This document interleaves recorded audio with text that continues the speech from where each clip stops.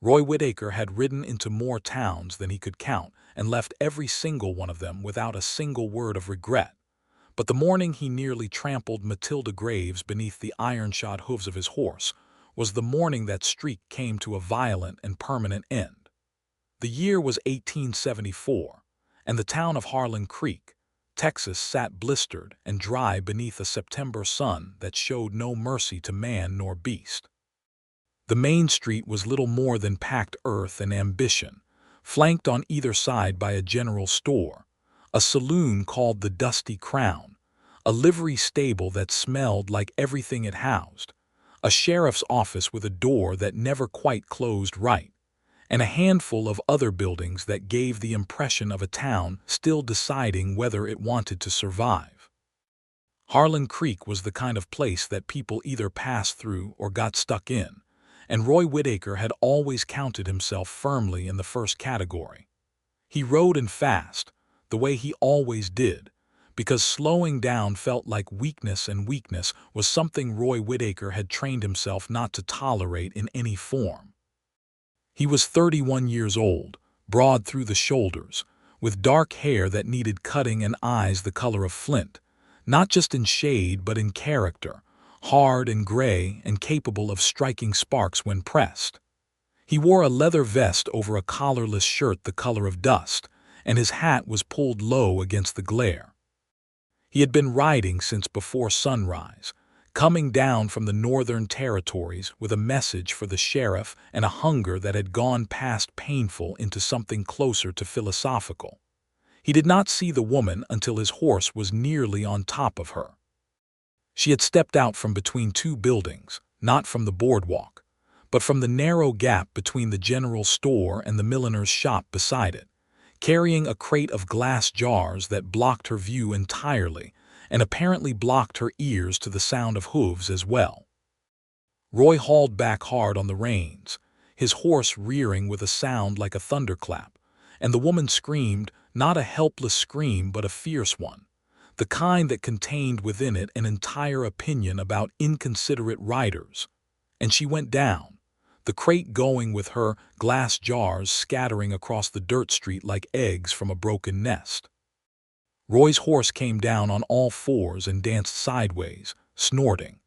Roy stared down from the saddle at the woman sitting in the dirt, her dark skirts spread around her, her hat knocked sideways so that its brim covered one eye entirely, surrounded by the wreckage of what appeared to be a summer's worth of preserved peaches. She looked up at him. He looked down at her. The first thing Roy Whitaker thought was that she had the most furious brown eyes he had ever seen in his life. The second thing he thought was that she did not appear to be injured. The third thing he thought, and this was the part that surprised him because he was not a man given to sentiment of any kind, was that she was extraordinarily beautiful, even covered in dust, even with her hat sideways, even radiating pure outrage at him like a stove radiating heat. "You," she said, and the single word carried more weight than most men's speeches, "are either blind, reckless, or completely without regard for other human beings, and I cannot determine which, but I suspect all three." Roy Whitaker had not been spoken to that way since his mother died 16 years prior, and even she had been gentler about it. He opened his mouth, closed it again, and then did what he always did when confronted with a situation that required something from him. He tipped his hat, nudged his horse forward, and rode on. He heard her say something after him, something sharp and bitten off, but he kept riding. He had a message to deliver and a meal to find, and he did not have time for women in the middle of streets who walked into the paths of horses and then blamed the horses. That was what he told himself, at any rate. He found the sheriff's office and delivered his message. A note from a rancher named Alderman up north about a land dispute that needed legal documentation. And then he went to the saloon and ate something that might have been beef stew if you were optimistic about it. And he drank one whiskey, and then he went to the livery stable to see about his horse and arrange a place to sleep for the night, because his business in Harlan Creek was not finished in one afternoon. It was at the livery stable that he encountered her again. She came through the wide double doors with the same purposeful stride she must have had when she walked between the buildings that morning, and she was carrying a leather satchel over one arm and a look on her face that suggested she had been doing hard thinking and had arrived at conclusions she was not entirely pleased with. She spoke to the livery man, old Gus Hartley, in a low, clear voice about a brown mare named Clara, and Gus listened to her with the particular attention men paid to women they respected, which told Roy something about her standing in this town. She had dark hair, nearly black, pinned up in the practical way of a woman who had no patience for elaborate arrangements and plenty of patience for actual work.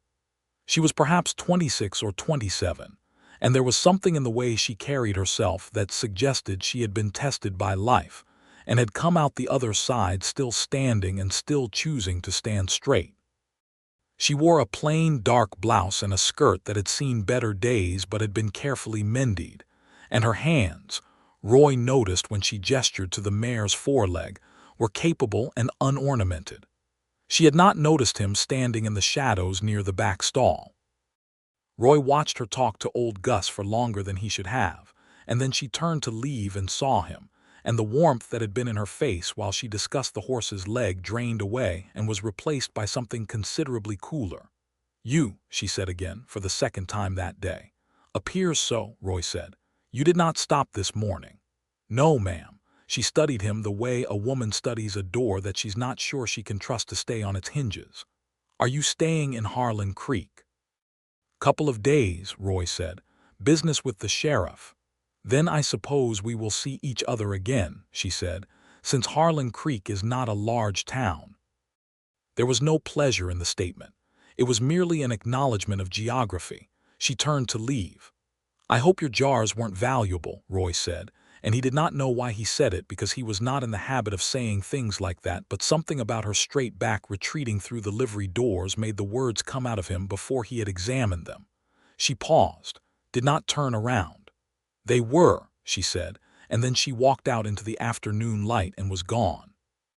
Roy stood in the dimness of the livery and looked at the empty doorway for longer than a reasonable man should have, and then he went back to the stall where his horse stood eating hay, and he pressed his forehead against the horse's warm neck and breathed in the smell of animal and leather and straw, and he thought about brown eyes that were capable of outrage and stillness at the same time. "Trouble," he told his horse, whose name was Cardinal, after the bird and not the church official. Cardinal did not respond, which Roy respected. He found out her name the next morning. He was eating breakfast at the boarding house where he'd taken a room, eggs and coffee and bread that was still warm, when the landlady, a round-faced woman named Mrs. Polly Hatch, set his plate down and told him without being asked that the young woman who had been swept nearly under his horse's hooves was Matilda Graves, that she ran the small medical practice on the south end of town, that she had arrived in Harlan Creek 2 years prior from Galveston, where she had trained under a physician, and that she was one of the finest and most decent people in the county, a fact that Mrs. Polly Hatch said while looking directly at Roy in a way that implied he should perhaps be aware of the full weight of what he'd done. "She's a doctor?" Roy asked. "Trained under one," Mrs. Hatch said. "Close enough out here. We had no one for 30 miles in either direction before she came. She's delivered 11 babies, set more bones than I can count, and talked 2 men out of dying who had every intention of doing so. She is an institution in this town, Mr. Whitaker, and she was carrying 6 months of preserved peaches for old Amos Wheeler who has no teeth and cannot eat much else. And those jars were a kindness she'd extended entirely from her own pantry. So yes, they were valuable." Roy ate his eggs in silence. Mrs. Hatch watched him with the satisfaction of a woman who has said exactly what she intended to say and does not require a response to feel complete. He went to find Matilda Graves after breakfast, not because he owed her an apology. He had not apologized to any living person since he could remember, not from cruelty, but from a deep-seated conviction that the world operated on consequence and correction, not on words, and that words of contrition were largely performances that people put on to make themselves feel better, and called it decency. His father had been a man of apologies. Sorry, son. Sorry about the belt. Sorry about the drinking. Sorry about everything. Said over and over in the morning after the nights, and Roy had learned young that apology was a sound, a man made to keep doing what he was doing without having to reckon with it. So he did not go to find Matilda Graves to apologize. He went because he had knocked over her peaches, and because she was carrying them as a kindness for a toothless old man, and because something Mrs. Hatch had said was sitting in his chest like a stone, and would not dislodge itself by being ignored. The medical practice on the south end of town was a modest building with a painted sign above the door that read simply, M. Graves Medical Services. The door was open. He knocked on the frame anyway. "Come in," she said, from somewhere in the back. He came in. The room was small and neat, with the particular tidiness of someone who has learned that disorder in a medical space can cost lives. There was an examining table covered with a clean cloth, shelves of bottles and tins and instruments that Roy could not name, a small desk covered in papers and a medical book, and a faint smell of carbolic soap and dried herbs.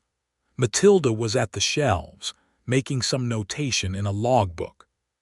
She looked over her shoulder and her expression shifted through several things before settling on cautious. "Mr. Whitaker," she said. "Miss Graves," he said. He held his hat in his hands, which was not something he usually did. "Mrs. Hatch told me about the peaches, that they were for Amos Wheeler." She turned to face him fully, setting down her pen. "She did. I thought I should replace them," Roy said. He reached into his vest pocket and brought out several coins, more than enough for 6 months of preserved fruit, and he set them on the edge of the examining table. "That should cover what was lost." Matilda looked at the coins. Then she looked at him. "Is this an apology?" "No," Roy said immediately. She tilted her head slightly, the way a woman does when a man has said something that confirms everything she suspected about him. "Then what is it?" "Compensation," Roy said. "For damages." "I see." She picked up the coins, counted them, and put them in the small wooden box on the shelf that Roy assumed was where she kept money. "Thank you," she said, with a preciseness that made it clear she was thanking him for the money and not for any quality of character. "Is there anything else?" "No," he said.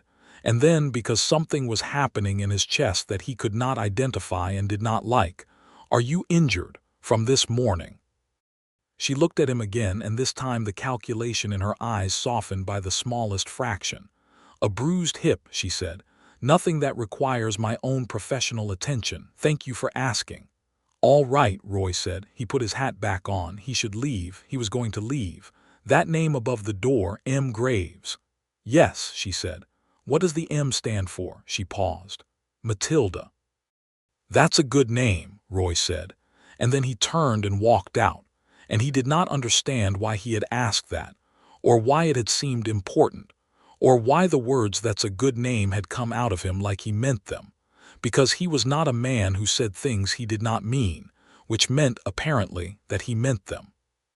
He went to the sheriff's office and managed to think about nothing but land disputes for approximately 40 minutes before Matilda Graves walked back into his head without permission and stayed there. Her name was Matilda. She had 11 babies to her credit, and she saved men who wanted to die, and she spent her own preserved peaches on toothless old men, and she had brown eyes that were furious and still at the same time, and she had called him blind, reckless, and without regard for other human beings, and the infuriating part was that she was not wrong about any of it. Roy Whitaker was not a man who liked to be wrong. But he was honest enough with himself, when forced to be, to recognize the truth when it planted itself directly in front of him. He spent the rest of that day doing what he was supposed to be doing, riding out to the Alderman Ranch to document boundaries with the sheriff and 2 witnesses, riding back in the late afternoon heat with his shirt soaked through and his back aching from the saddle. He stopped at the well in the center of town and drew water for Cardinal and then for himself, and he was standing there drinking from the ladle when he heard her voice. She was at the edge of the street, speaking to a man Roy did not know, short, wiry, with the look of a man who worked outdoors and was unhappy about everything the outdoors had done to him. The conversation did not look comfortable. The man was standing too close to her, and his posture had the particular aggressive quality of someone who was accustomed to getting what he wanted through pressure. Roy could not hear what was being said, but he could read the situation clearly enough.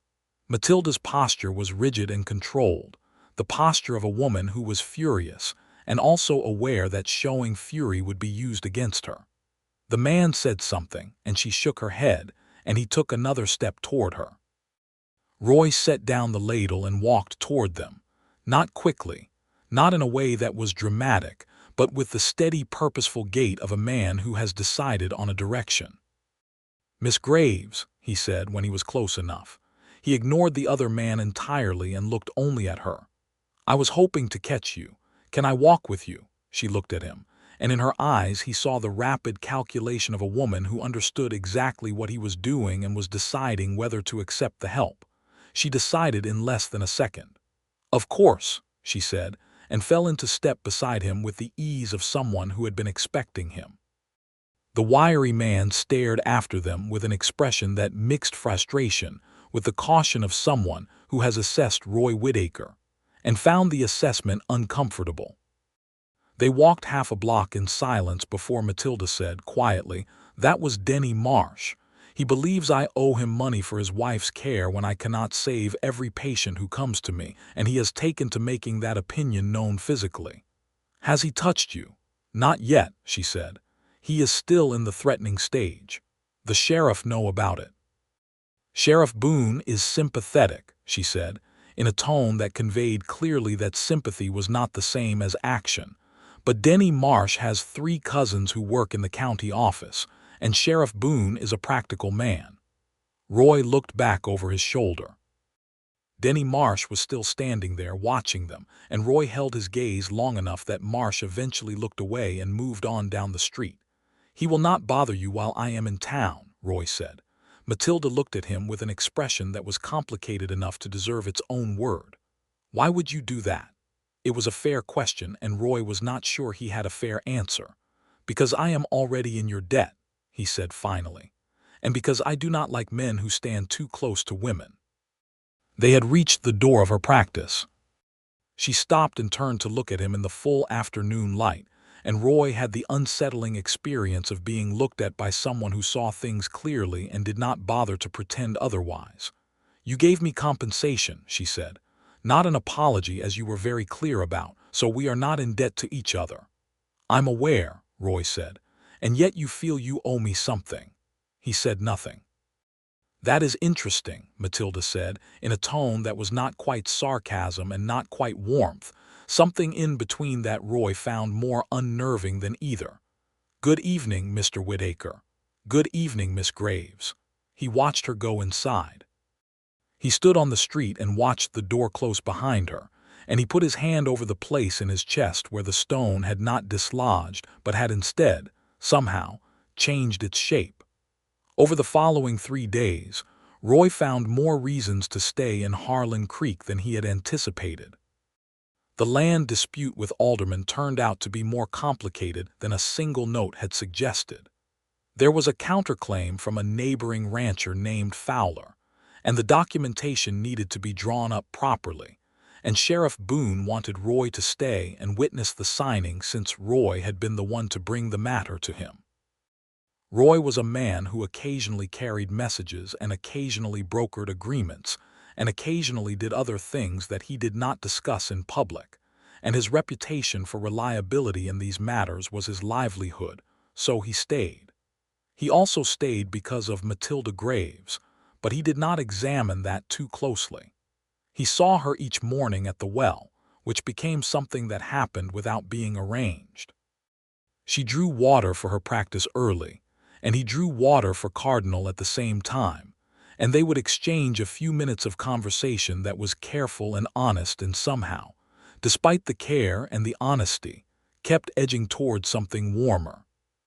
She told him about Galveston, about training under a doctor named Harlan Price, who had been one of the few physicians willing to take on a woman apprentice. He told me I would be twice as capable as any man he'd trained and work 4 times as hard for half the recognition, and he was correct on all counts, she said, without bitterness, only fact. She told him about the woman who had died of fever the previous spring, a young wife named Clara Marsh. He understood now why the mare at the livery shared the name, because Matilda had named her own horse after a patient she could not save, which told him more about her character than an hour of conversation would have.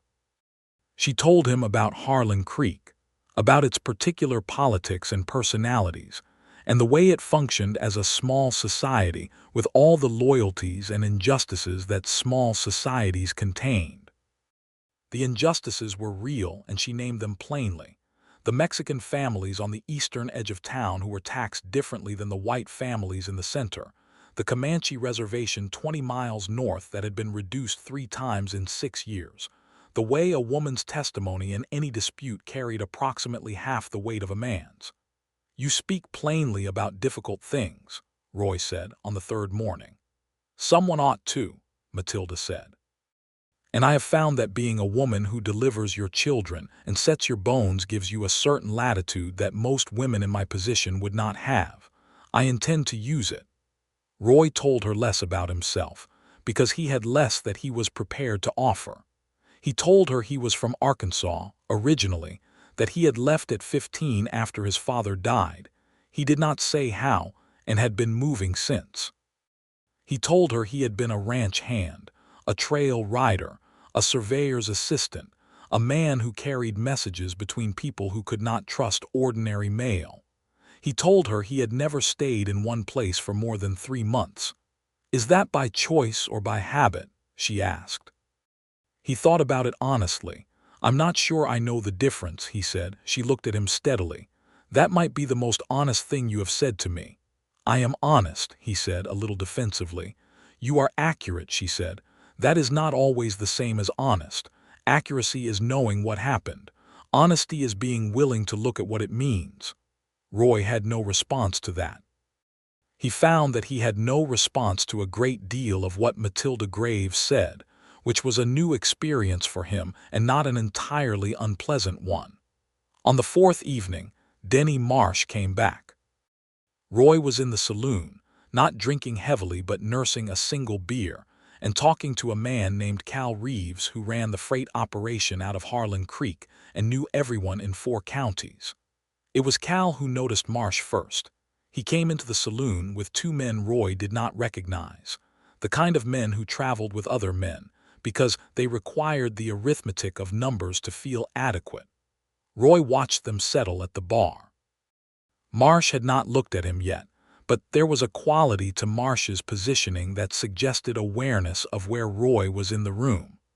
Roy finished his beer slowly and excused himself from Cal's company and walked out into the blue evening. He went to Matilda's practice, not because he had decided to, but because his feet took him there before his mind could object. The light was still on inside. He knocked. She opened the door and looked at him and then looked behind him at the empty street. "Is something wrong?" "Marsh is at the saloon," he said. "With company, I don't know that it means anything." She was quiet for a moment, then she stepped back from the door. "Come in." He came in. She poured him coffee from the pot she kept on a small stove in the corner, and she poured herself a cup, and they sat across from each other in the 2 chairs she kept for consulting with patients, and Roy thought that this was possibly the strangest and most comfortable moment he had spent in years. "Tell me about yourself," Matilda said. "Not the facts. You've given me those. Tell me something true." Roy looked at his coffee. "I don't do that," he said. "I know," she said. "Do it anyway." There was a long silence.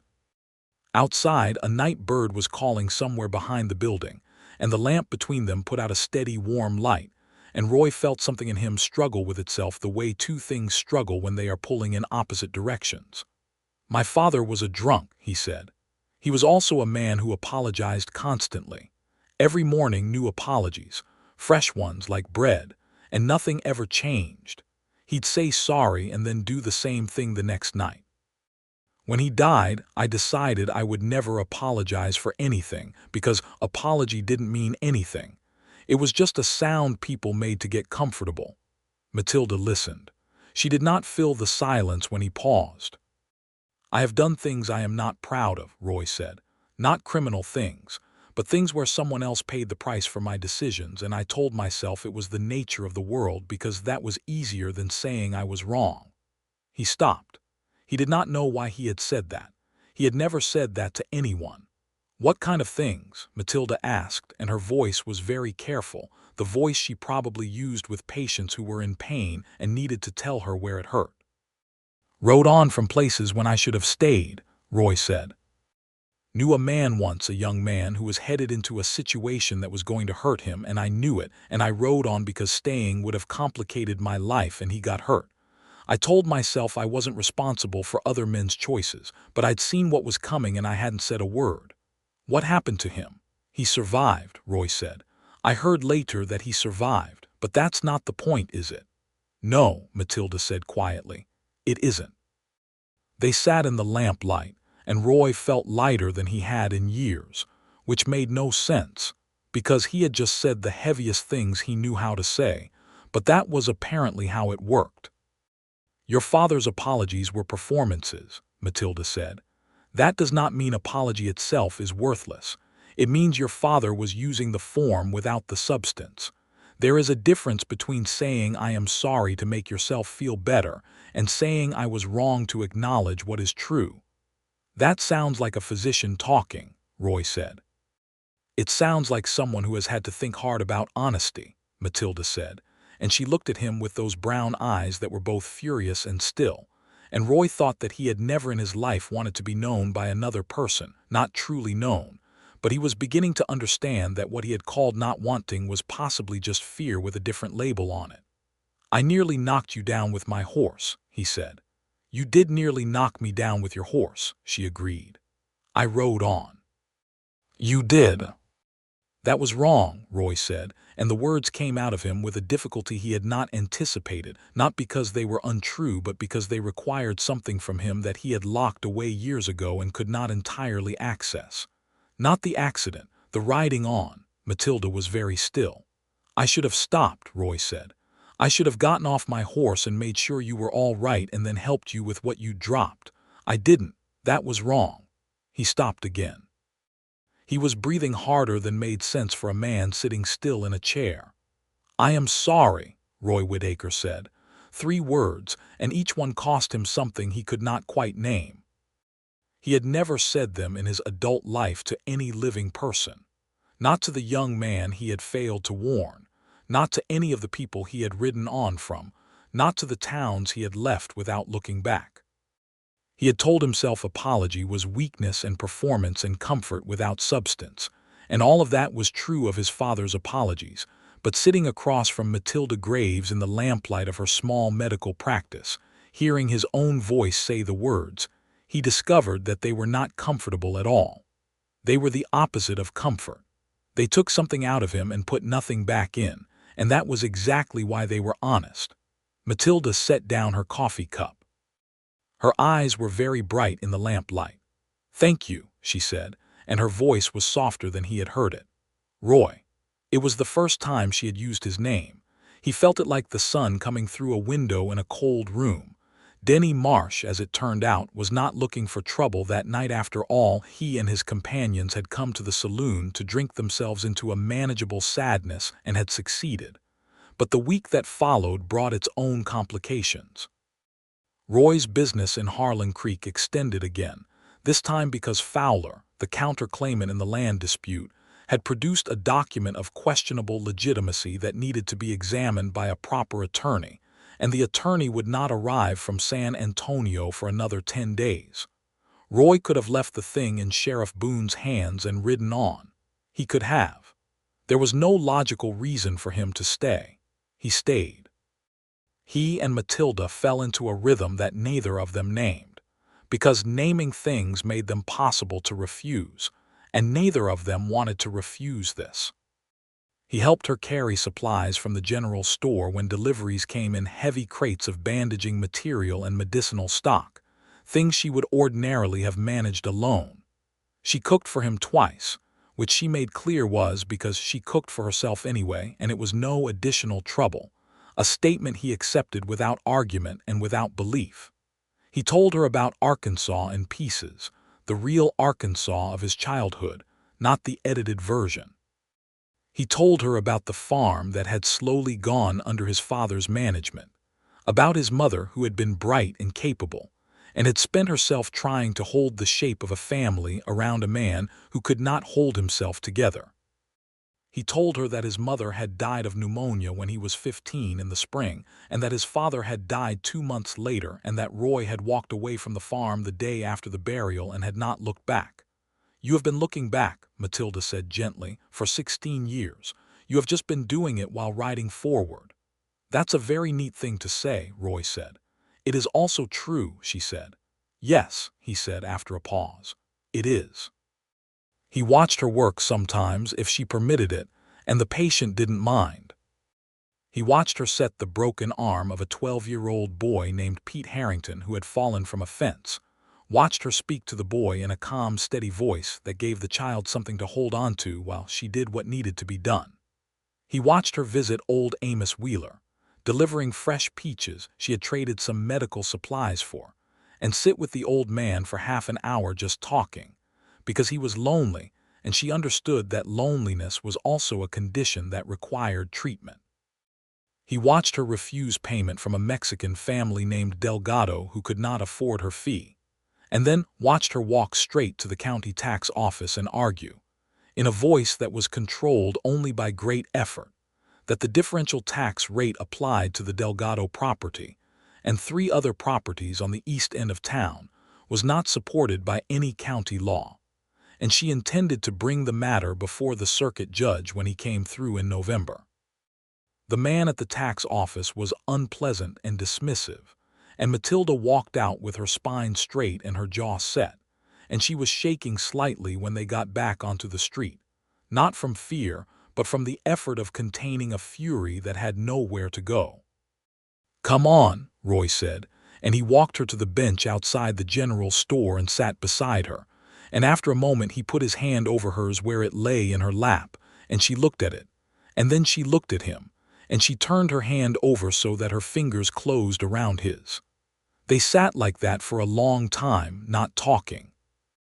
Roy thought about the woman who had called him blind and reckless and without regard for other human beings, and how she had been right about all of it, and how the two of them were now sitting on a bench in the September sun holding hands, which was not the outcome he would have predicted when he rode into Harlan Creek. "The injustice makes you angry," he said. "Of course it does," she said. "What do you do with it, when you can't fix it?" "I go home," she said, "and I write down what I saw and what was said, and I keep a record, because things change, not quickly and not easily, but they change, and when they do, records matter." He squeezed her hand. She squeezed back. On the 8th day, Denny Marsh came to the medical practice while Roy was there. Roy was sitting at her desk. She had asked him to look over a consignment note from a supply company that she suspected was charging her more than the stated rate, because she trusted his arithmetic more than her own, when the door opened without a knock. Marsh looked at Roy. Roy looked at Marsh. There was a brief and very clear exchange of information between the two of them that did not require words. "I came to speak with the doctor," Marsh said. "I am here," Matilda said from behind Roy. She came around and stood where she could see both men. "What do you need, Mr. Marsh?" "I need to know if you'll be presenting my wife's bill to the county medical board," Marsh said. "I heard a rumor." "I submitted a report to the medical board about all cases from this past year," Matilda said evenly. "It is standard practice. Your wife's case is included because I keep records of every patient I treat. There is no bill pending, Mr. Marsh. Your wife's care was paid for at the time." Marsh's jaw worked. "Clara dying wasn't your fault," he said, and the words came out roughly like they had to climb over something to get out. "I know that. I just needed someone to be angry at." The room went very quiet. Matilda looked at him for a long moment. "I know," she said gently. "I am sorry about Clara." Marsh nodded once stiffly and turned and went out. Roy watched the door close behind him and then looked at Matilda, who was standing with her eyes closed for just a moment, and he understood that this was how she managed the weight of it, a single closed moment, and then she opened her eyes and went on. "Are you all right?" Roy asked. "I think of her often," Matilda said. "Clara, she was 24.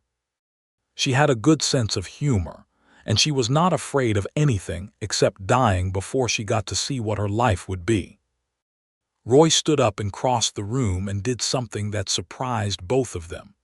He put his arms around her, carefully, the way a man handles something he does not want to break, and after a moment she put her forehead against his collarbone and let him hold her, and neither of them said anything, because there was nothing that needed saying.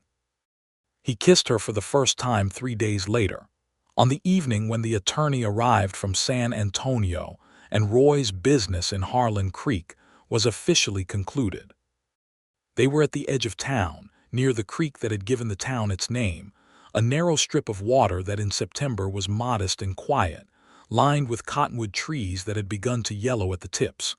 The evening was cooling, the sky going from orange to purple in the west, and they had walked out there without discussing it, both of them aware without saying so that time was running out. "You'll leave tomorrow," Matilda said. "I have another job," Roy said, "east of here. A surveyor needs an escort through Comanche territory. If I don't take it, someone less careful will." "I understand," she said.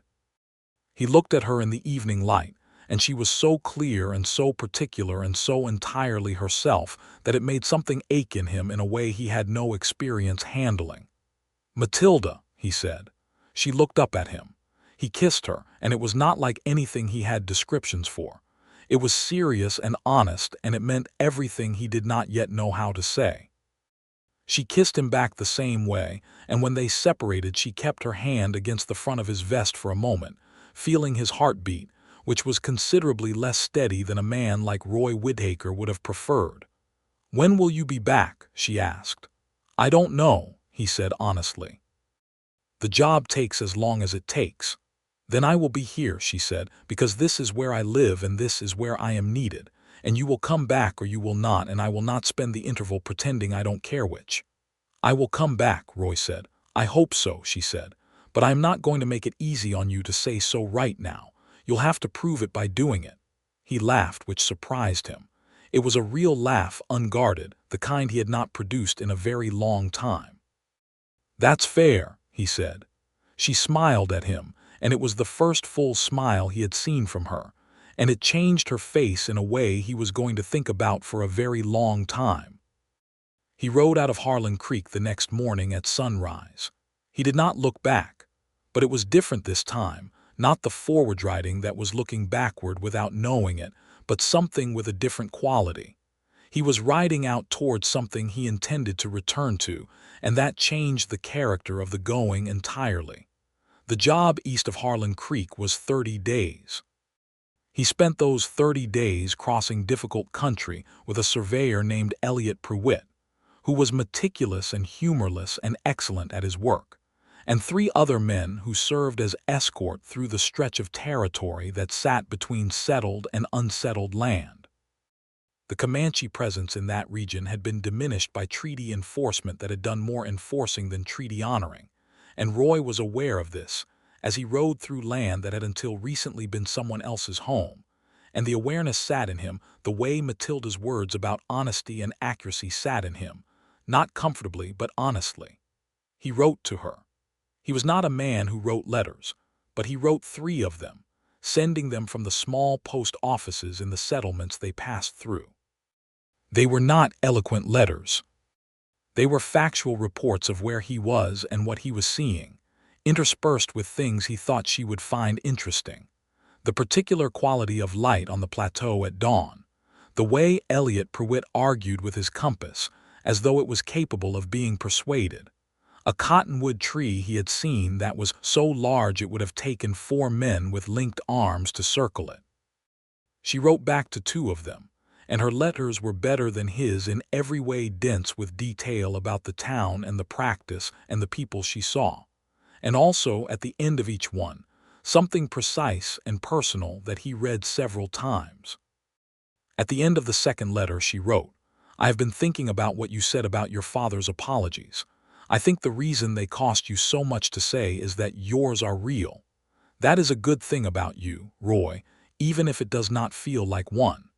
He folded that letter and kept it in his breast pocket, which was not something he had ever done with anything.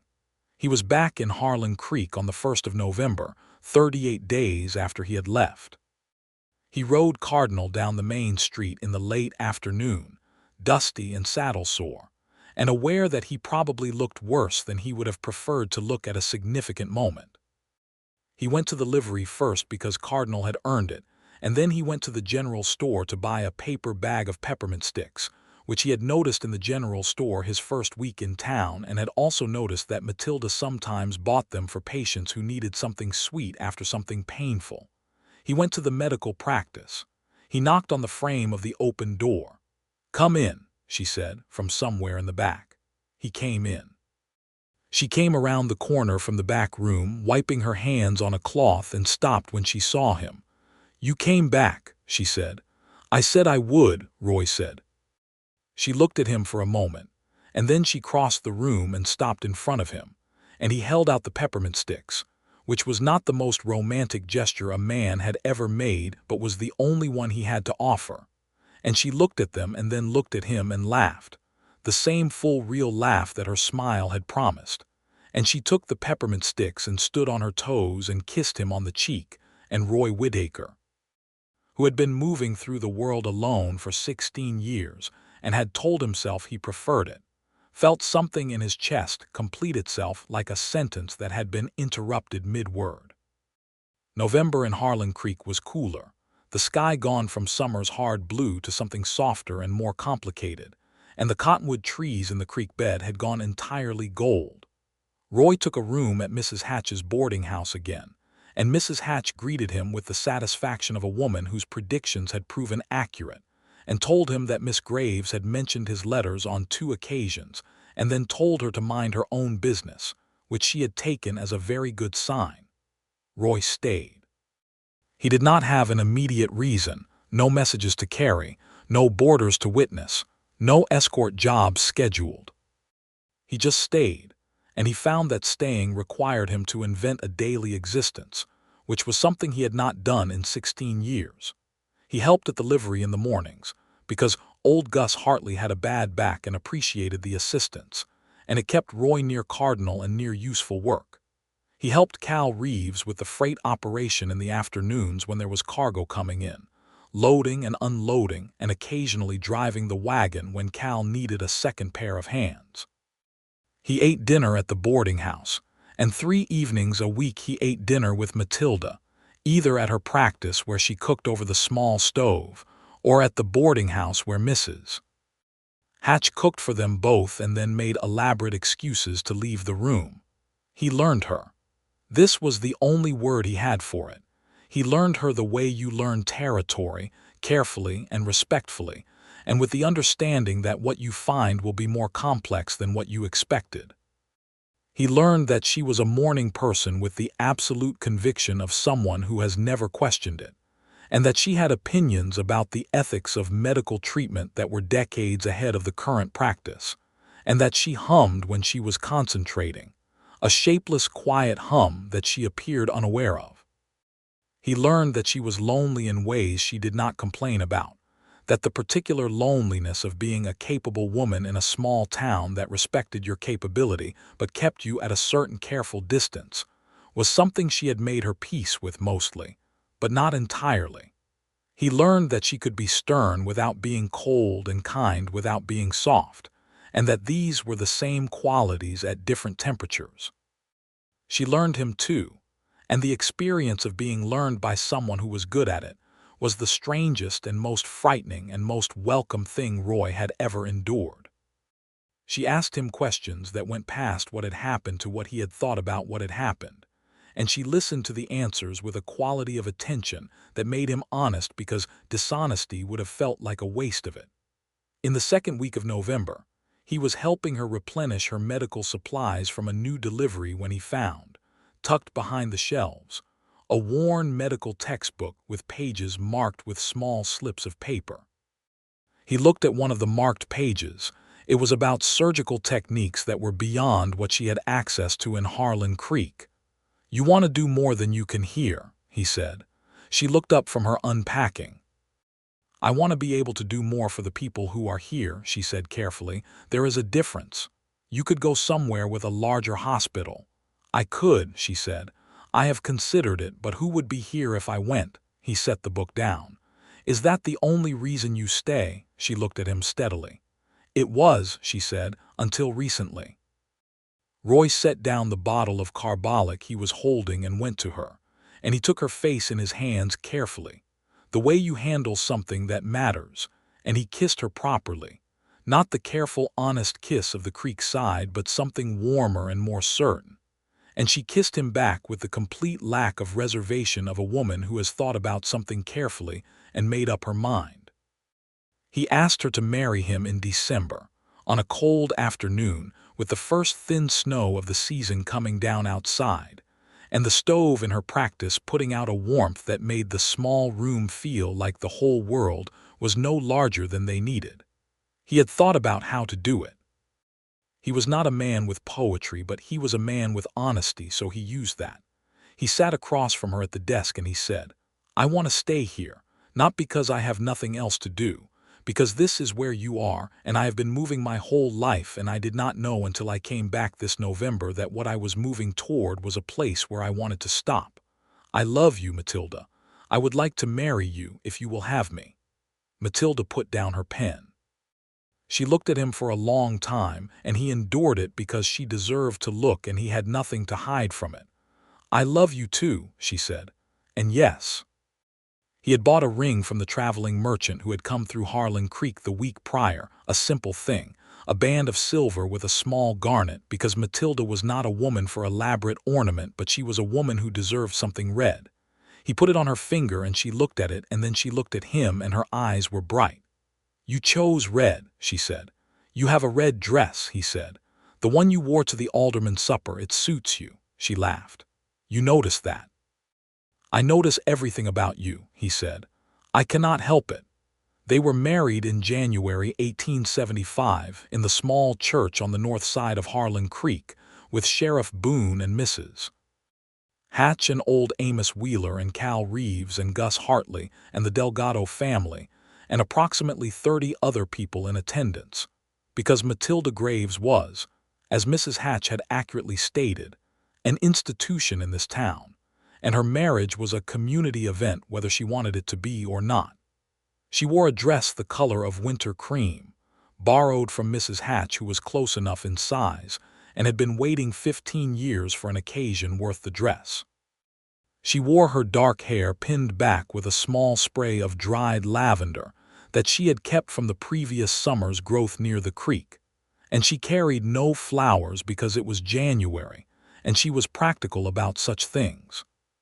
She was the most beautiful thing Roy Whitaker had ever stood across from, and he stood there in his cleaned and brushed good clothes with his heart going at a rate that no physician would have recommended, and he said his vows in a clear, steady voice, and meant every word of them the same way he had meant "I am sorry," entirely and at personal cost and without reservation.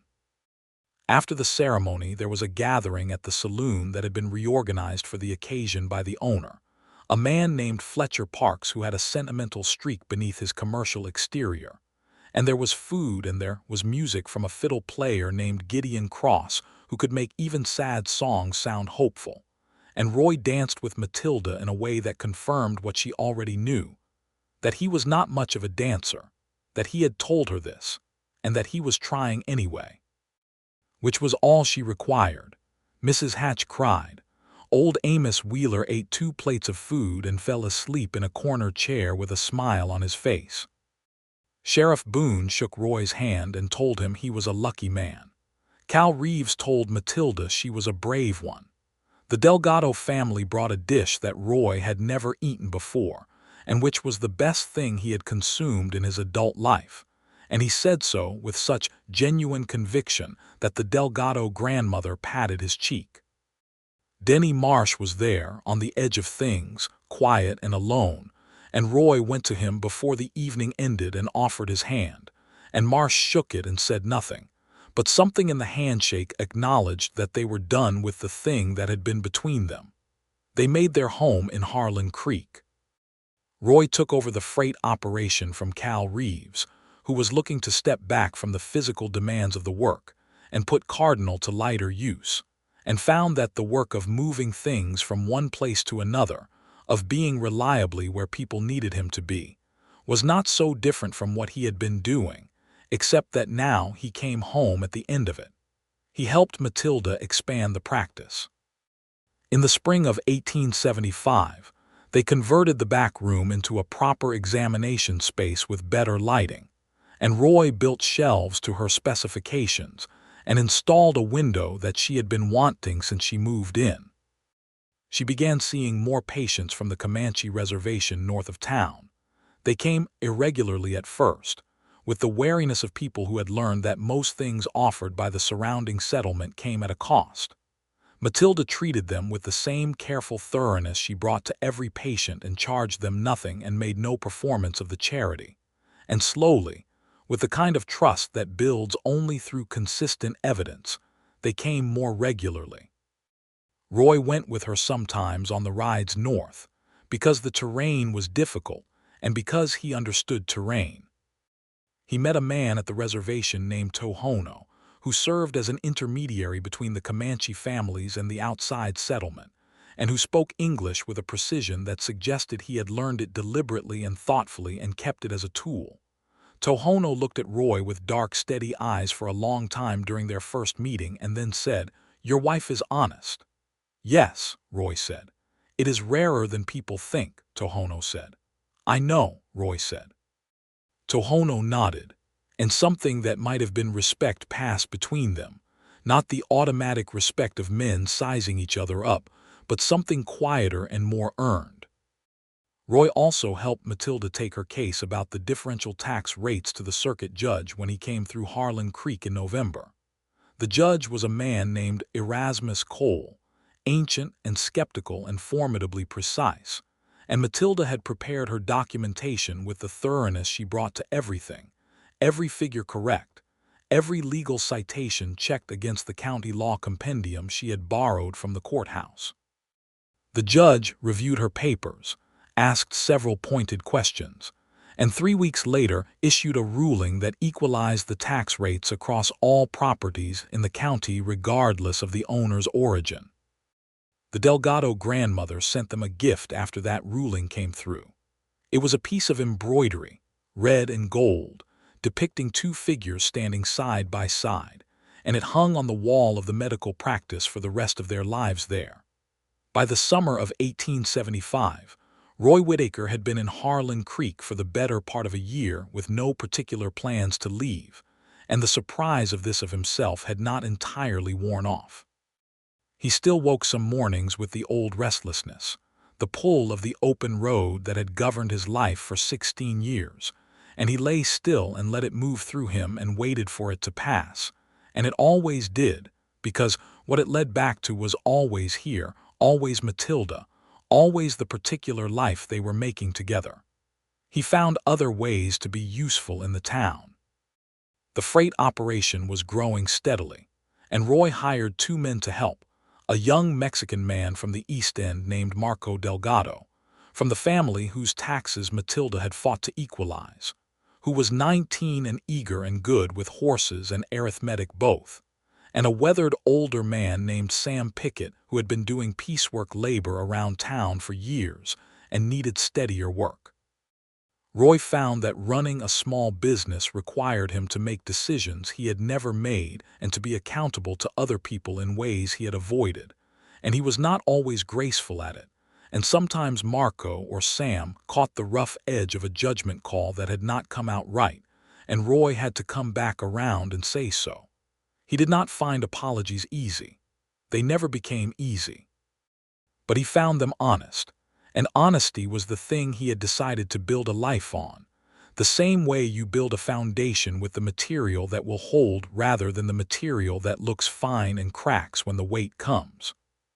He told Matilda this, One evening on the porch of the house they had moved into, the practice building had been too small for 2 people and a growing supply of medical equipment, and they had rented a proper house 3 streets over, a 2-room building that Roy was gradually expanding with lumber and work and the particular stubbornness of a man who has decided he is staying. "You're learning," she said. "I am old for learning," Roy said. He was 32 by then. "You are exactly old enough," she said, and leaned her head against his shoulder, and they watched the last of the evening light leave the sky. In the autumn of 1875, Matilda told him she was expecting a child. She told him in the morning, before the day had gotten started, sitting across the breakfast table with her hands wrapped around her coffee cup, and her eyes watching him with the particular attention of a woman who has assessed all possible responses and is prepared for any of them. Roy sat very still for a moment. Then he put down his fork and looked at her and said, "Are you well?" "I am very well," she said. "Good," he said, and something in his chest expanded into a space he had not previously known was there. "Good." He got up from the table and went around to her side and crouched beside her chair, which was an undignified position for a large man but seemed like the right one, and he took her hands from the coffee cup and held them. "I am going to be a very poor father initially," he said. "I know," she said. "You will improve." "I will improve," he said, with the conviction of a man making a promise he intends to keep regardless of cost. "I promise you that." She brought one of his hands up and pressed it to her cheek. "I know you will," she said, and she meant it. And he knew she meant it, and that was the most extraordinary thing, that she had looked at him clearly, without illusion, and trusted him anyway, not blindly but on evidence, which was so much harder than blind trust and so much more valuable.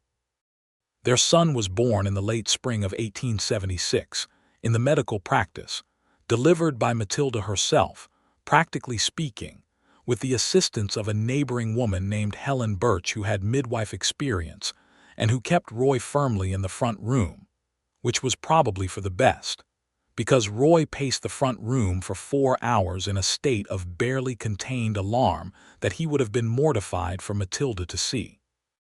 When Helen Birch came through the door and said the baby had arrived and both were well, Roy sat down in the examining chair with a heaviness that had nothing to do with fatigue and everything to do with relief, so profound it had nowhere to go but down. He went in and Matilda was propped up with pillows, pale and exhausted and radiantly herself, and she held out the bundle toward him, and Roy Whitaker, who had ridden alone through more country than most men saw in a lifetime, who had survived on his own resources for 16 years, who had never apologized to any living person until a brown-eyed woman in a dusty street called him on his behavior, sat down on the edge of the bed and took his son in his arms with a care that was almost ceremonial, and he looked at the small face, red and wrinkled and indignant about the entire situation, and he felt the last wall he had built between himself and the world come down. "He looks furious," Roy said. "He takes after his mother," Matilda said.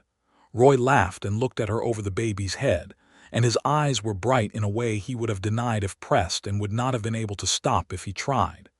They named him James, for no particular reason except that it was a solid name and Matilda said it suited him, and she was correct, as she was generally correct about people. James Roy Whitaker, born in Harlan Creek, Texas, in the spring of 1876, who arrived into the world with a pair of lungs that could be heard at the livery stable, and a grip that Roy tested by offering his finger and could not easily retrieve. The months that followed were the kind of months that Roy had no category for, because nothing in his previous life had prepared him for the accumulation of ordinary days that meant something. He woke each morning with Cardinal fed and the freight business opening up for the day's work, and he came home in the evenings to Matilda and to James, who grew with the determined speed of a child who has places to be, and to the house that Roy was steadily building into something that deserved the word home. He made mistakes. He was not patient enough sometimes, and occasionally he reverted to the closed-off silence of the man he had been, especially when the freight business hit a difficult stretch in the winter of 1876, and he worried about money and people depending on him in ways that activated old fears. Matilda was not a woman who tolerated closed-off silence for long, not because she demanded emotional performance, but because she was a physician who knew what silence cost a person when it went on too long. She would come and sit beside him, not saying anything, just present, until the silence became something he could talk into rather than something he was hiding behind. And then he would talk, and she would listen, and together they would work out whatever the thing was with a practical thoroughness that he had come to trust entirely. They argued sometimes about the freight business and about the practice, and occasionally about nothing in particular. The way people who live closely together sometimes argue about the shape of their daily lives. Roy argued the way he did everything, directly and without much decoration. Matilda argued the way she practiced medicine, precisely and with evidence, which was the more intimidating style by far, and Roy was man enough to admit it. But they were good at coming back to each other. Roy had learned, in a way that did not come naturally and had to be learned deliberately, that being wrong was not the end of dignity but the beginning of something better, and Matilda had learned that Roy's silences were not rejection but retreat, and that a patient hand could bring him out of them. In the summer of 1877, the circuit judge Erasmus Cole came through Harlan Creek again, and he stopped at the freight office to speak with Roy. The county was growing, Cole said, and Harlan Creek was growing with it, and there was talk of establishing a more formal freight line between several towns in the region. Roy would have the first consideration if he wanted to bid on the contract. Roy went home that evening and told Matilda, and she listened carefully and then said, "Do you want it?" "It would mean more work," Roy said. "Everything that matters does," she said. "But do you want it?" He thought about it honestly. "Yes," he said. "Then I think you should go after it," she said. "Marco is ready to take on more responsibility.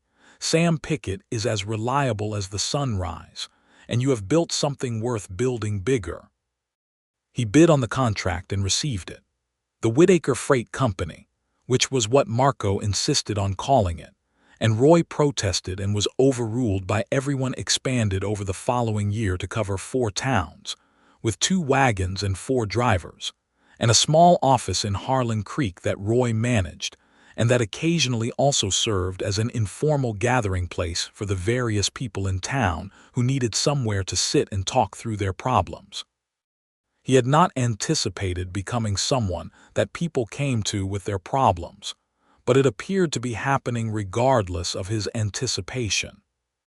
Old Tohono from the reservation came down to Harlan Creek once, in the fall of 1877, and spent 2 days in town on business with the county land office that required a witness and documentation, and Roy provided both without being asked to provide them.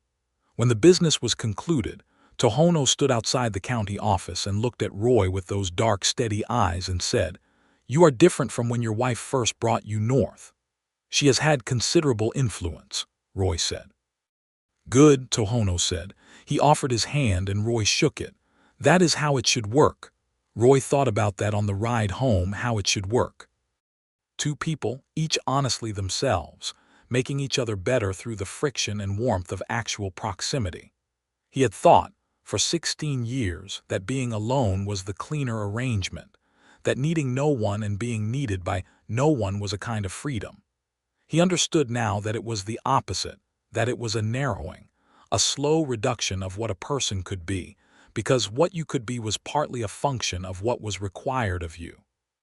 He was required now to be present, reliable, honest, and capable of acknowledging when he was none of those things.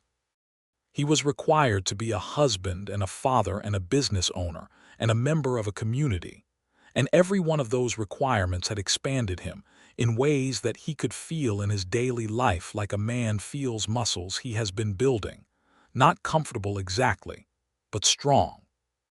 James Whitaker at 18 months was the image of his father in structure. The same wide shoulders suggested even in a toddler's frame, The same direct stare that Matilda said made people feel they were being assessed, but had his mother's mouth and his mother's particular stillness when he was paying attention, which he did with the intensity of a very small judge. He was a happy child on the whole, cheerful in the way that children are happy when the world they inhabit is safe and warm and full of people who look at them with love. And he was already showing the fearlessness that his mother demonstrated in her work, and his father demonstrated in everything. He did that required physical courage. Roy was teaching him about horses with the same seriousness that he brought to everything, which Matilda found amusing and also, she admitted privately, moving, because the sight of Roy Whitaker crouching in the stable with their son beside him, explaining the proper way to offer a hand to a horse flat palm, steady, no sudden movements, was a picture of a man who had traveled a very long way from where he had started. On a cool evening in October 1877, they sat on their porch after James had been put to bed, and the town was quiet around them, and the cottonwoods along the creek were the same October gold that Roy had seen when he first arrived, 3 years prior, and he looked at all of it, the town, the sky, the woman sitting beside him in the evening light, and he thought about the man who had ridden in fast because slowing down felt like weakness, who had knocked a woman off her feet and ridden on without looking back, who had told himself that apology was performance and staying was a trap. "I owe you something," Roy said. Matilda looked at him. "I have been thinking," he said, "about what you told me, about the difference between accuracy and honesty, about knowing what happened versus being willing to look at what it means." "I remember," she said. "I have been accurate mostly," Roy said, "about where I was and what I was doing and what had happened in my life. But I think what I was not honest about for a long time was what I was afraid of." She waited. "I was afraid of needing someone," Roy said. "Because needing someone means you can lose them. My mother needed my father, and she spent her whole life paying for it. My father needed forgiveness, and he could never hold onto it long enough for it to mean something. So I decided not to need anything." He looked down at his hands. "And then I rode into this town and knocked you over, and you sat in the dirt and called me exactly what I was, and something in me that I thought was made of iron turned out to be made of something else." "What did it turn out to be made of?" Matilda asked softly. He looked at her. "Something that could be undone," he said, "which I thought would be the worst thing. It was not." She reached over and took his hand, and they sat in the cool October evening with the sound of the town settling around them, and their son sleeping inside, and 3 years of a life that had surprised Roy Whitaker entirely. And he thought about all the roads that had led to this porch and this woman, and he was grateful for each one, even the difficult ones, because the difficult ones were what had eventually brought him to a place where difficult things were worth something. He squeezed her hand. She squeezed back, the same way she had that first time on the bench outside the general store, with the tax office fury still on her and his hand covering hers, and he thought that he would like to hold her hand for the rest of his life, and that this was the most specific and most complete ambition he had ever had. In the spring of 1878, Matilda told him she was expecting again. This time he did not sit still for even a moment. He came around the table immediately and pulled her to him and held her, and she laughed against his shoulder and said he was going to tip her coffee, and he didn't care about the coffee. Their second child was a daughter, born in December 1878, delivered more smoothly than James had been and arriving in the world with her mother's dark hair and her father's flint-gray eyes, a combination that Matilda said was going to cause people considerable confusion for years. They named her Clara. Roy had suggested it, and when Matilda heard him say it, she had gone very still for a moment, and then she had looked at him with an expression that had so many layers in it that he could not have named them all, but the top one was gratitude and beneath it was something deeper. "For your patient," Roy said. "For Clara Marsh," Matilda said. She was 24 and she was not afraid of anything except dying before she got to see what her life would be, Roy said, repeating back Matilda's own words from 3 years prior. "Your daughter should carry a name like that." Matilda held Clara, the daughter, small and fierce, and with a grip almost exactly as determined as her brother's, and looked at Roy and said nothing, because there was nothing to say that the look didn't already contain. Denny Marsh had left Harlan Creek by then, moved on to some other place with his grief and his anger, and Roy did not know what had become of him, but he hoped, genuinely hoped, that the man had found some kind of peace somewhere, because grief deserved an outlet that wasn't other people's doorways. The Whitaker Freight Company continued to grow. Marco Delgado was running the day-to-day operations with a confidence and competence that Roy told him plainly, and often was earning him a larger share of the business. And Marco was saving money with the particular seriousness of a young man who has understood that opportunity requires preparation. Sam Pickett had acquired a younger brother into the operation, a man named Eli, who turned out to have a gift for route planning and an encyclopedic knowledge of terrain that made Roy's own surveyor's instincts look modest.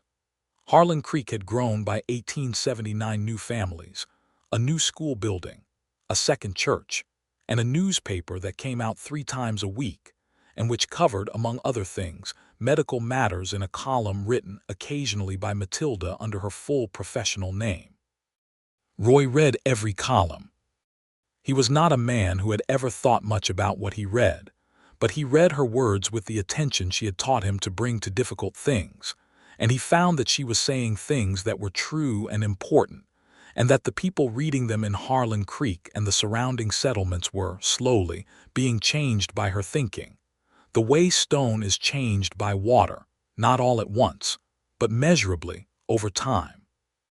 On a morning in the autumn of 1879, Roy walked into the practice, which was now staffed 3 days a week by a young medical trainee named Grace Holloway, who had come to Harlan Creek specifically to work under Matilda, to find his wife at the desk with a letter in her hand and an expression on her face that he knew well.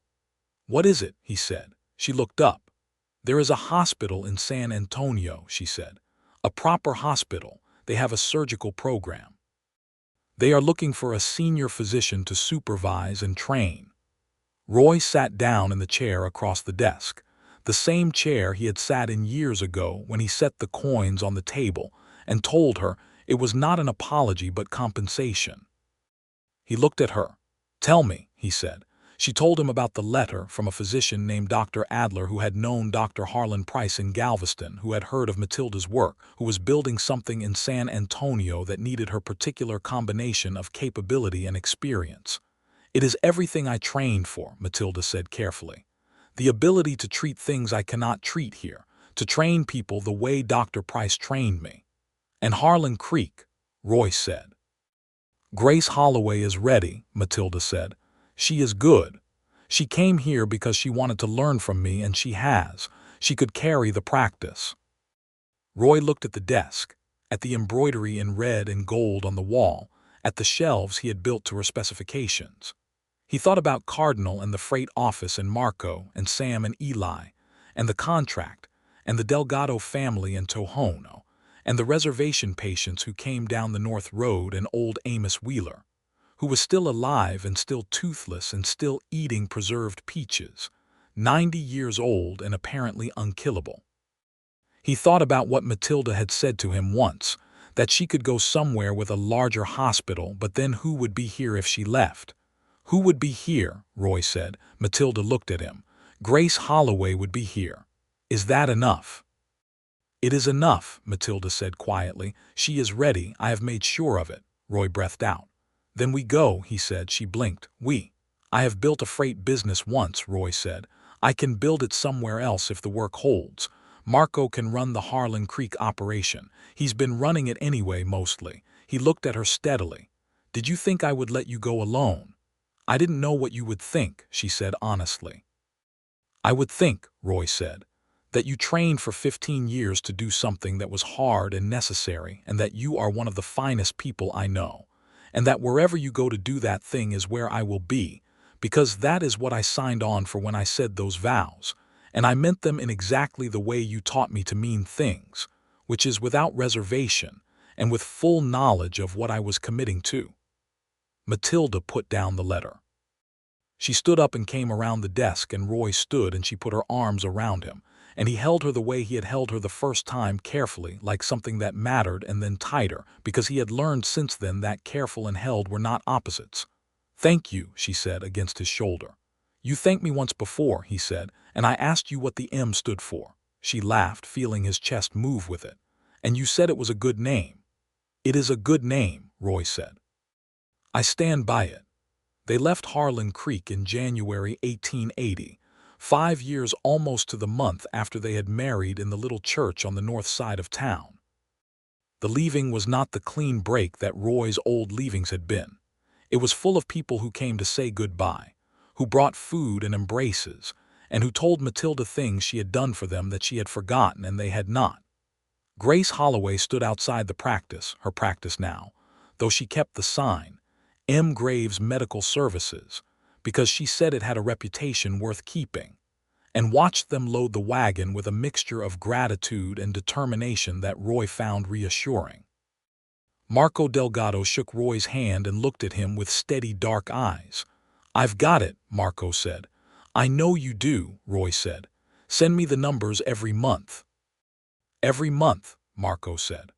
Old Amos Wheeler came shuffling down from his house at the edge of town, slower than he had been but upright and deliberate, and he took both of Matilda's hands in his and said something to her in a low voice that Roy did not hear, and she closed her eyes for a moment and then kissed the old man's cheek.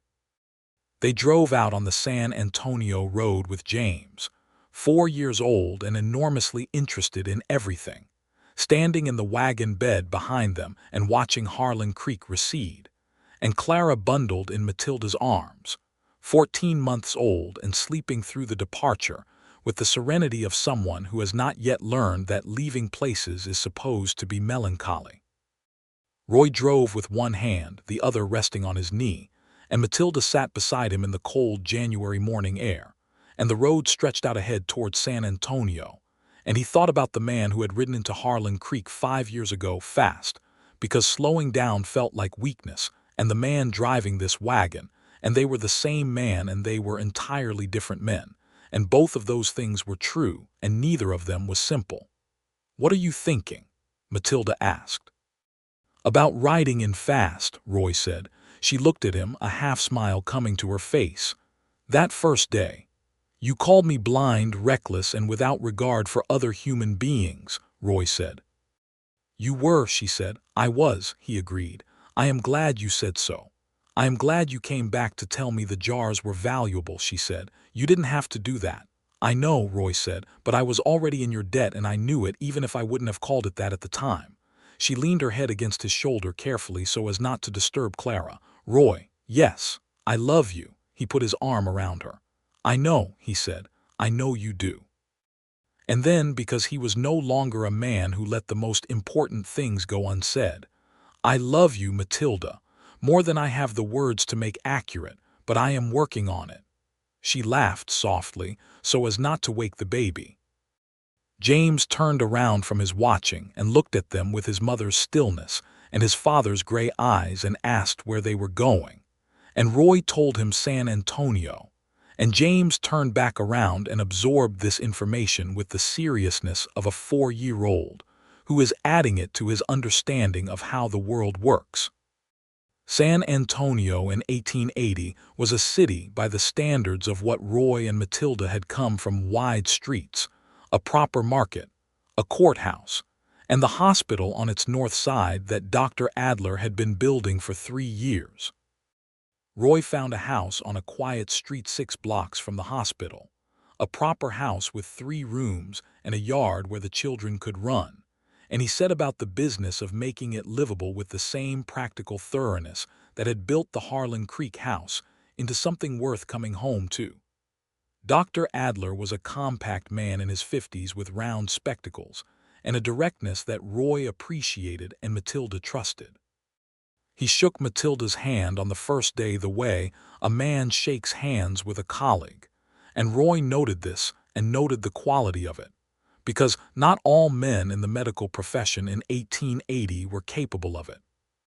Matilda went to work with the intensity of someone who has been waiting a long time to do the thing they are best at the fullest capacity it requires. Roy watched her come home in the evenings tired in the bone-deep way of someone who has spent everything they have on something worth spending it on. And he had dinner ready because he had learned to cook, not with her elegance, but adequately, and James did his talking at the table, and Clara made the sounds of a child beginning to locate specific syllables, and the house was full in the way that Roy Whitaker had not known a house could be.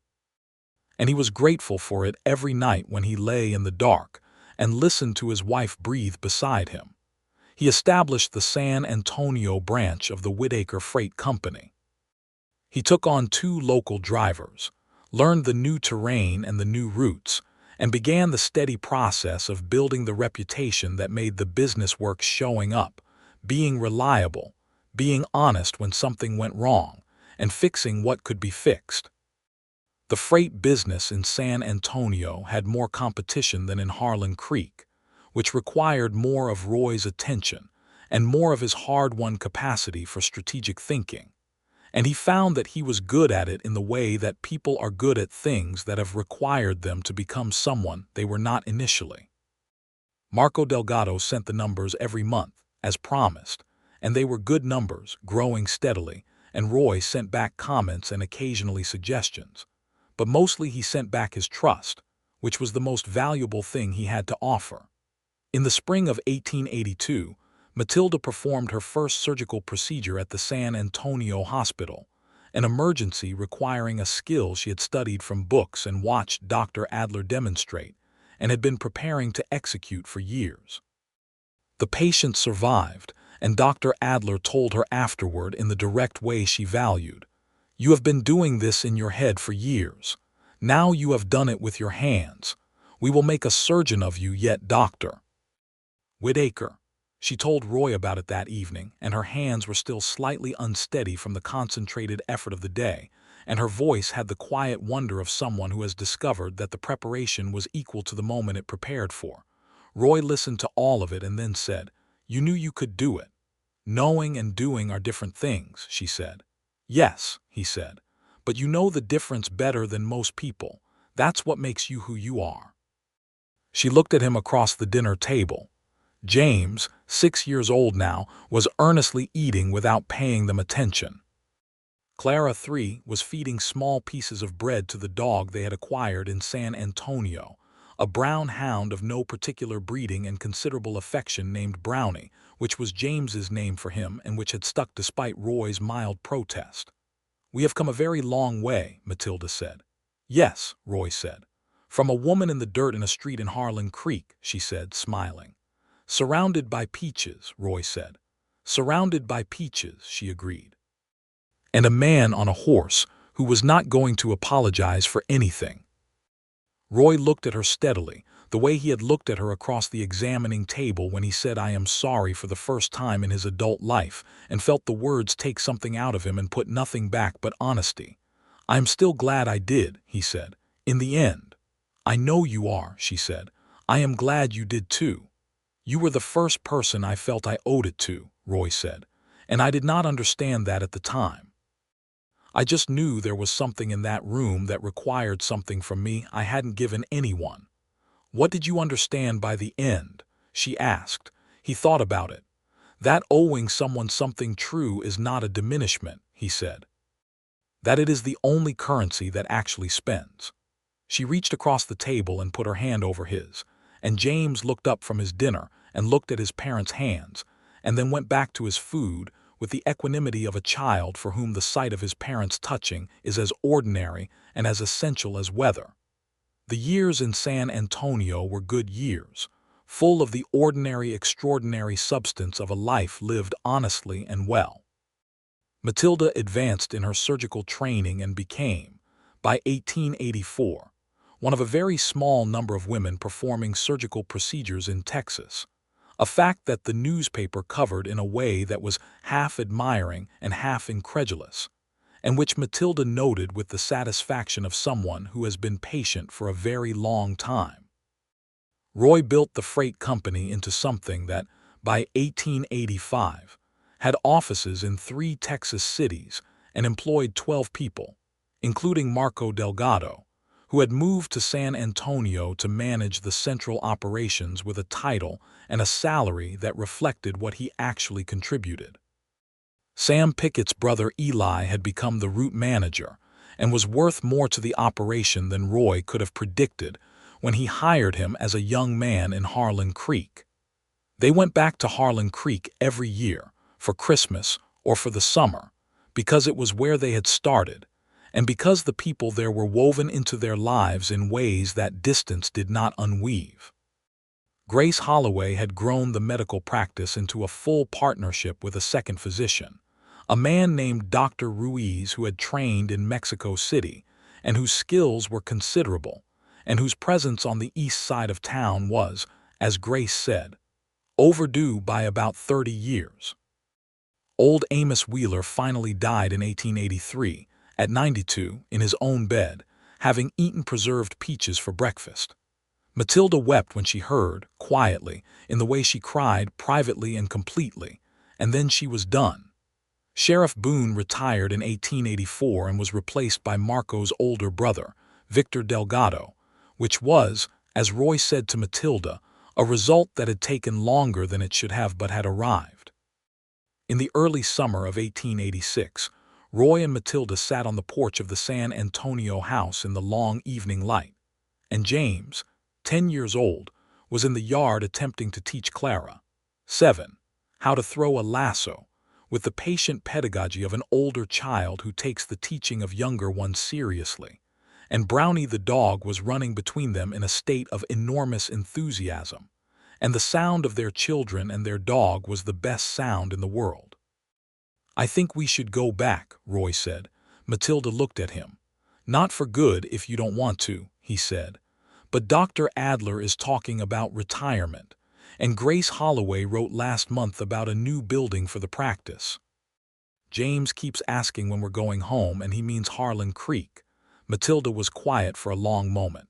"He's right, you know," she said. "It is home." "I know," Roy said. "I have done what I came here to do," she said slowly. "The surgical program is established. There are people trained. It will continue without me." "It will," Roy said. "You've made sure of it." She looked at him. "You have been patient about San Antonio. You were patient about Harlan Creek," he said. "That is how it works." She smiled. "That is how it works," she agreed. They moved back to Harlan Creek in the autumn of 1886, and the town had grown enough that returning to it was not going back to something smaller, but going back to something familiar, which is a different thing entirely. The house Roy had built there had been rented in their absence and needed work, and he did the work himself over several weeks with James helping, the boy old enough now to be genuinely useful and sharp enough about it to occasionally surprise his father. Grace Holloway met Matilda with the embrace of a woman who has carried something important and is glad to share the weight again, and they sat up 2 evenings talking about everything that had changed in the practice and in medicine generally since Matilda's departure, and Roy left them to it, and took the children to see Gus Hartley at the livery, who was very old now but still present, still running his hands over horses with the knowledge of a lifetime. Victor Delgado, now sheriff, welcomed Roy back with a handshake and a directness that Roy respected. The freight office was exactly as Marco had left it, clean, organized, running, and Marco handed Roy the books with the quiet confidence of a man who knows the numbers will speak well for him. Roy looked at the numbers and then looked at Marco. "You don't need me to run this," Roy said. Marco smiled. "No," he said, "but I am glad you are here." "I'm glad to be here," Roy said, and meant it absolutely. The Whitaker practice, both of them, the freight and the medical, settled back into Harlan Creek like water finding its level. James enrolled in the school, which now had 2 teachers, and was immediately the most serious student either of them had encountered, which pleased Matilda and amused Roy. Clara went into the same school 2 years later, and was immediately the most determined student either of them had encountered, which did not surprise anyone who had ever spent 10 minutes with her mother. Matilda was home again, with access to the surgical knowledge she had built in San Antonio, and Grace Holloway's partnership, and Dr. Ruiz's skills, and the reservation patients who came down the North Road and had for years now trusted the practice that bore Matilda's name. The medical records she kept were meticulous and cumulative, and were becoming, without anyone having designed them for that purpose, a historical document of the health of a community over a decade and a half. Roy turned 40 in 1883, the celebration of it having passed modestly while they were in San Antonio, and 43 in 1886 when they returned to Harlan Creek. And he was a different man at 43 than he had been at 31 in ways that were not only about years. He had the weathering that years brought, the lines around his eyes and the gray beginning at his temples, but he had also the quality of settledness that does not come from years alone, but from having worked hard at being in a place, and with a person and building something that was worth the work. He still woke sometimes with the old restlessness, that pull of the open road. It came less frequently now, and when it came he lay still and let it move through him, and what it moved through was a man who had a home and a woman and 2 children, and a community, and a business, and a reputation built on reliability and honesty, and the restlessness always passed, and what remained was never diminished by the passing. On a clear October morning in 1887, Roy saddled Cardinal Old now, slower, but still glad of a morning ride, and rode out along the road north toward the reservation, because he had a delivery of goods that Matilda had organized for Tohono's community, things that had been requested and were now provided, part of an ongoing arrangement that had nothing to do with charity and everything to do with reciprocity. Tohono met him at the edge of the reservation lands with 2 younger men, and they unloaded the wagon together, and Tohono looked at Roy with those dark, steady eyes and said something in his own language. "What does that mean?" Roy asked. Tohono translated, "A man who keeps coming back is a man who has decided where he belongs." Roy looked out at the northern plains, at the sky going its October blue, at the land that had seen so much pass over it, so many decisions about who belonged where and what belonged to whom, decisions that had been unjust, and that the passage of time had not entirely corrected but was slowly, with the work of people like Matilda and Tohono and Grace and Victor Delgado, beginning to address. "Yes," Roy said. "That's right." He drove home in the afternoon light, back through Harlan Creek, past the sheriff's office and the saloon and the general store and the school and the church and the freight office and the medical practice with its sign, M. Graves, and now also G. Holloway and A. Ruiz, and to the house at the end of the street, where the smoke was coming from the chimney because Matilda was home before him and had started the stove, and where through the window he could see James at the table with a book and Clara on the floor with Brownie, an old dog now, gray at the muzzle, and where the lamp was lit in the window, the way a lamp is lit when someone is inside and they expect you home. He unhitched the wagon and put Cardinal in the small stable he'd built at the back of the house, and he rubbed the old horse down and fed him and checked his feet, the same as he had done every day for years, and then he went inside. Matilda was at the stove. She looked over her shoulder when he came in, and she was still herself, particular and clear and honest, her dark hair mostly pinned up with some escaping around her face the way it did by evening, and her brown eyes that were both furious and still, although the fury had somewhere to go now, directed at things that deserved it, and the stillness had deepened into something that came from having lived a life worth living. "Delivery made?" she asked. "All of it," Roy said. He hung up his hat and coat. "Tohono sends his regards." "Good," she said. "Dinner in 20 minutes." Roy sat at the table beside James, who showed him a page in the book without looking up from it, a map of geological formations in the southwest, and Roy looked at it with genuine interest because he had ridden over much of that ground and geological formations were one of the things he knew. Clara climbed up from the floor and into Roy's lap, which she was borderline too old for but continued to do as long as he permitted it, and Roy put his arm around her and looked at the geological map with James, and listened to Matilda move around the kitchen. And the smells of the evening, and the sounds of the children, and the warmth of the stove, and the particular weight of his daughter in his lap, were all things he would not trade for anything the open road had ever offered. He thought, for the last time that evening, about the man who had never apologized to any living person, about the 3 words that had come out of him in a small room with a lamp between them, "I am sorry," that had cost him everything he had built of himself up to that point, and had given him back something worth more. About the woman who had said thank you and called him by his first name for the first time, who had looked at him clearly and without illusion and trusted him anyway. About what it meant to owe someone something true, and to pay it, and to discover that paying it was not the end of a man's strength, but the beginning of a different kind. Matilda called them to the table, and James put the book aside, and Clara slid down from Roy's lap, and Roy Whitaker stood up and went to help his wife set dinner out, and the evening closed around them, warm and full and entirely their own.